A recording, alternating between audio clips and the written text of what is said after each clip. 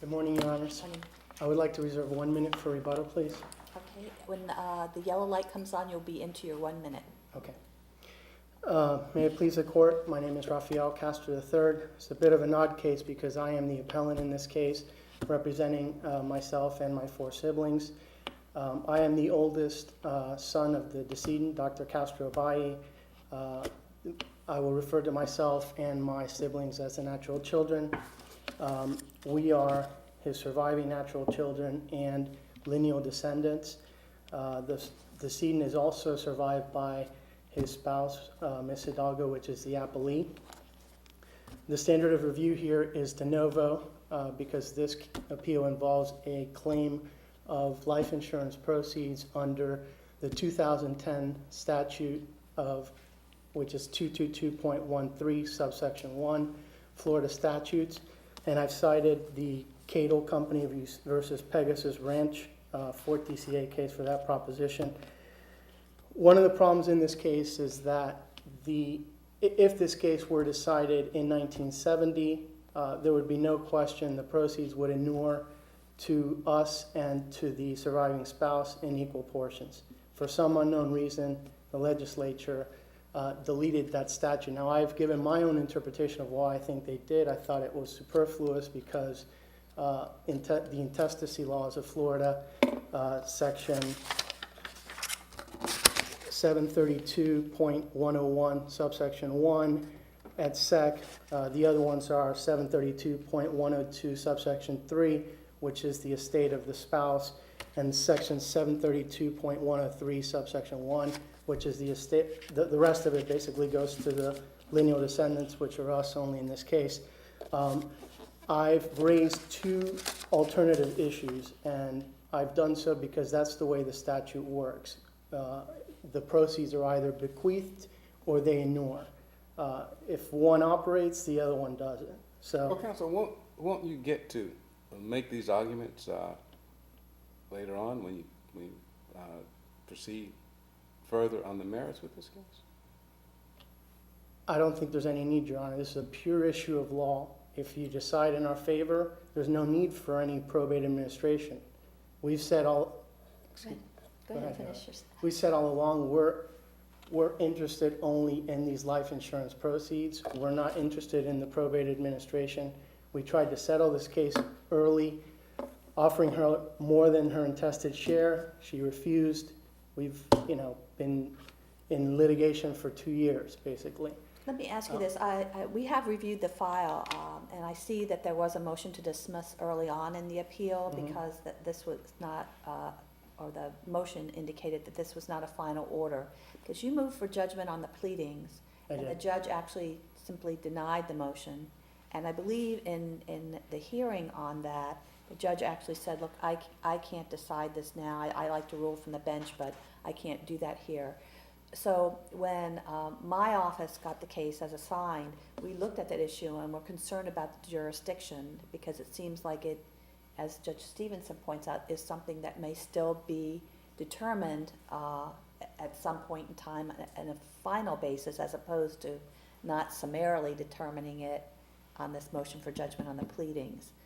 You may not have come prepared to discuss that. I didn't come prepared to discuss that, Your Honor. I'm so sorry. I will have to rely on my jurisdictional brief for on that. the response to the motion to dismiss. But I believe from memory, Rule 9.110, subsection 2 of the Florida Rules of Appellate Procedure allow me to take this appeal if I can prove as a matter of law that there aren't any genuine issues of material fact, and I don't think they are. The reason why is that the key facts in this case are that you have a surviving spouse, surviving 5 natural children. You have an admission by the appellee that the decedent did not designate in the life insurance policy a beneficiary. Which makes, and you also have the admission of the life insurance company that they lost the policy. They have no record of it. I understand the probate judge's concern. The probate judge never referenced the residuary clause in the will. He only referenced Clause 8, and that's the correct interpretation, even though the appellee has hung her hat on the residuary clause. The residuary clause doesn't mention the life insurance policy nor the life insurance proceeds, and it's been very clear, settled judicial precedent in Florida, that if the proceeds are not bequeathed, first of all, if the proceeds are not bequeathed, they inure under the statute. But in order to bequeath them, you have to designate either yourself, if you're the insured, the estate, or your estate representatives, executors, administrators, or assigns in the life insurance policy as an explicit designation in order to bequeath them under the will. Now, Let me back up, because this is my understanding, and if I'm wrong, I'd like you to correct me. There's an insurance policy in which there's no beneficiary designated, and the Right. insurance policy specifically states that if no one is designated as a beneficiary, then you, being the person taking out the insurance, is the beneficiary, which would then cause the insurance proceeds to go through probate. well, not if they are exempt proceeds. I mean, certainly if this is why, this is a pure issue of law. If you take those two facts that I mentioned as admitted, this is a pure issue of law.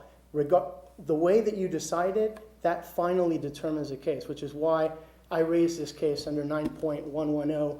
I think it's subsection 2, Your Honor, I can't remember. The problem for us is we've got to be able to get there. In other words, we have to have jurisdiction to be able to make that decision, as opposed to, oh, it's a pure question of law and therefore we have jurisdiction. But I think you have jurisdiction because the probate court denied that motion for judgment on the pleadings.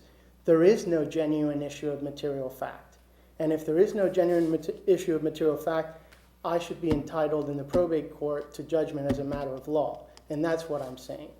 What the judge's main error was that he didn't take into account the legislative history of the statute. Again, I was going into the argument about bequeathing the proceeds. Not only do you have to designate the insured, the estate or the estate representatives as a beneficiary in the policy, but you also have to state in the will the life insurance policy or the life insurance proceeds somewhere. He didn't do it, the decedent, my father, didn't do it in the residuary clause. He did it in an optional provision of the will, Clause 8. Now, there is an argument, that, and this is the concern of the probate judge, he basically saw that provision. He said, okay, fact 1, no beneficiary designation in the life insurance policy. He didn't get into whether or not the standard terms and provisions of the policy constitute a contingent beneficiary designation, because they don't.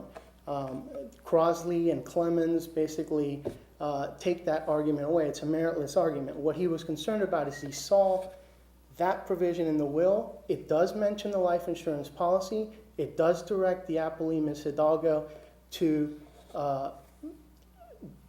collect the life insurance proceeds and distribute them to established beneficiaries and survivors.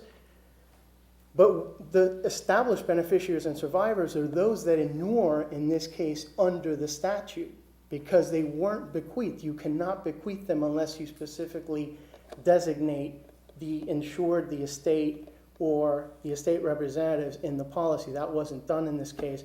Therefore, the proceeds must inure. His main error was he didn't look at the legislative history of the statute. The proviso, and I have, at length explained the legislative intent. The proviso was never meant to take away a claim of an exemption from heirs. It was only meant to add additional rights to the insured to bequeath the proceeds to the family, because the legislative intent of Section 222.13 is to secure the life insurance proceeds for the family and also to exempt them from claims of creditors and debts of the insured. If you just focus on Millen v. Davis and the additional rights theory, it's all in my brief, Your Honor, but I just want to make this point because it's the most important point. The proviso was never meant to subsume the exemption clause. The proviso was only meant to give the insured the right to bequeath the proceeds in a different manner than stated in the statute. pre-1970, if you look at all the case law, if we had this kind of a case where you have a surviving spouse and surviving natural children, the proceeds inure. There's no even question. There's no question about bequeathing.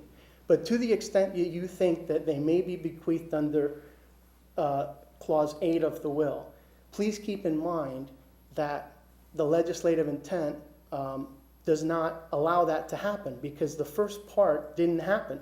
He did not make the estate the beneficiary. You can compare this case to the Maury case, which I sent to you as supplemental notice. Now, the facts in that case are in a posit, but to the extent that I think they are instructive, there the trustee was a specific beneficiary of the life insurance policy. Similarly, if the decedent in a hypothetical had designated the estate, and then in the residuary clause of the will, like in Millen v. Davis, allocated some of the proceeds to a surviving spouse or children, and also had included, and this is what happened in Millen v. Davis, even though that was a dower issue, but in that residuary clause, the decedent said, including my life insurance policy and proceeds. And that is the difference. I mean, there is some formal requirements to the statute. And I believe that I'm out of time. You are, but I'll give you a couple minutes for rebuttal. Okay, I'll take one. Thank you very much.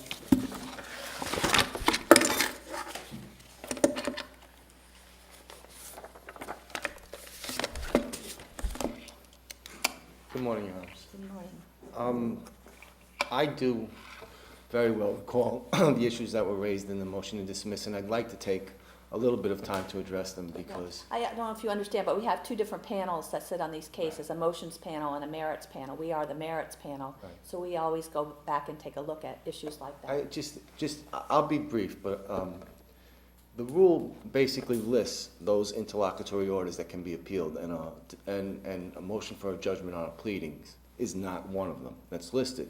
But if you even look at it a little bit further, in this case, he went to the judge, he asked the judge for a final judgment, and the judge denied it and said, we'll decide this later. Well, I have the comment of the judge from the hearing, and he says, I know I like to rule from the bench, but I can't imagine if I had an hour. As a matter of fact, the more I think about it, the more I am certain that it's not something that I can grant a motion for judgment on the pleadings. To me, that seems like he hasn't made a final decision yet. And beyond that, both of us submitted detailed orders asking him to decide specific issues, and he declined to enter either of those orders But and entered his own. He could have. I think your point is he could have, because it's a matter of law, but he didn't. But that causes us a problem. Okay. But to go directly to the issues that are raised, which I'm more than happy to discuss. We have a motion for judgment on the pleadings, and you have to look at the standard. That means that if there is anything that's been asserted by me which would defeat his recovery, he has to accept it as true. And this notion that there's some agreement that there's no beneficiary designated is just not correct. We've disputed that over and over again. I will agree that at the time no one had seen the insurance policy. All we had were representations from the insurance company that there was no designated beneficiary in the policy. But you'll see... Nobody has a policy? We do now. Okay. I'll explain exactly what happened. We asked the insurance company to provide us a specimen copy of the policy, which would show us what the policy said, because I was raising constantly. There could be a provision in the policy which explains what happens if there's no person written in as the beneficiary. Counsel, is a default beneficiary a beneficiary? I mean, is that what we're dealing with? That's what the insurance policy says. The insurance policy's language is, if no... I don't want to get it wrong. So If you don't designate a beneficiary, then you are. you are the beneficiary, and you is a defined term. You means the owner. Right. So, but our position has been, and what we alleged in our response to his motion for judgment in the pleadings, and in our response to his, to everything is, our answer in our affirmative defenses to his petition is, the policy says that he is the beneficiary. Which means it goes through probate. Yes. And, but beyond that, that's also what the Isn't that what statute Oh, I requires. was just gonna say, isn't that what the statute That's says as exactly well? what the statute requires. The problem he has with the statute is he tries to write out of it, the words or otherwise, because it's exactly what it says. It's Florida Statute 222.13, and it says, notwithstanding the foregoing being this provision that says it goes to the beneficiary if one is designated. The next thing it says is, notwithstanding the foregoing, whenever the insurance, by designation or otherwise, is payable to the insured or the insured's estate, or to his or her executors, administrators, or assigns, the insurance proceeds shall become a part of the insured's estate for all purposes, and shall be administered by the personal representative of the estate of the insured in accordance with the probate laws of the state in like manner as other assets of the insured's estate.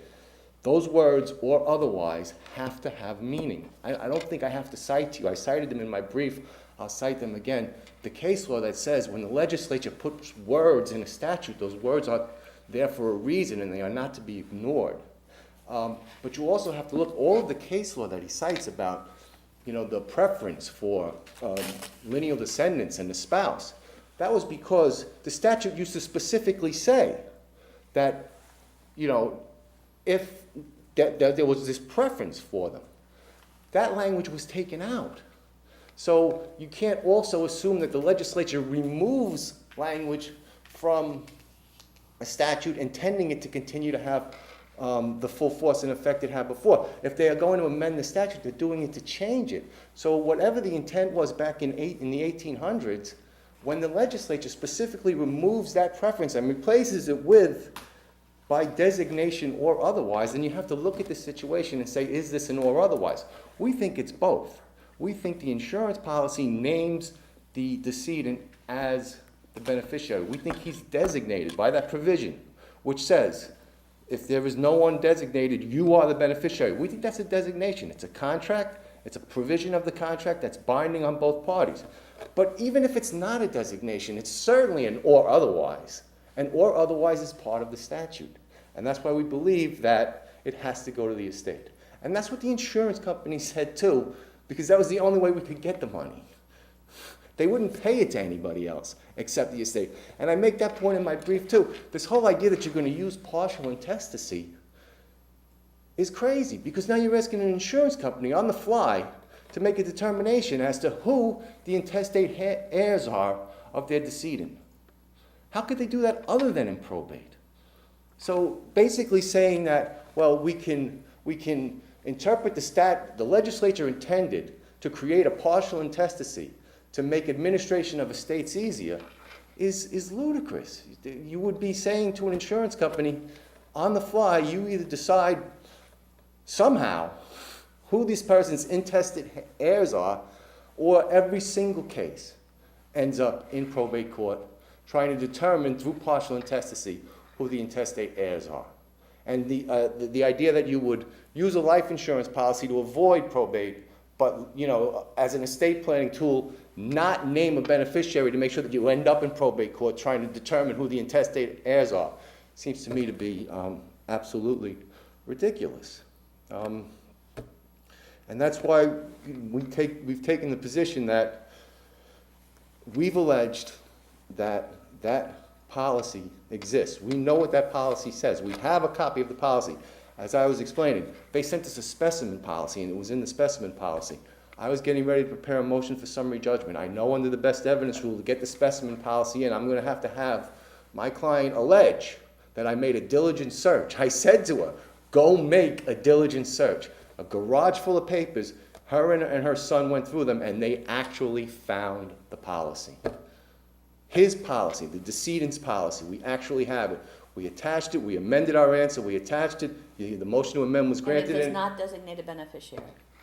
No, we have but we have all of the provisions that are the exact same terms as in the specimen provision, and they have that particular section which says if no beneficiary is designated, then you are the beneficiary, and you meaning the insured, Rafael Castro Abaye. Okay, thank you. Give you a couple minutes to look at it. Your Honor, that is exactly why he can't win on his argument, because he's relying on a facility of payment provision on the standard terms of an insurance policy to create a beneficiary.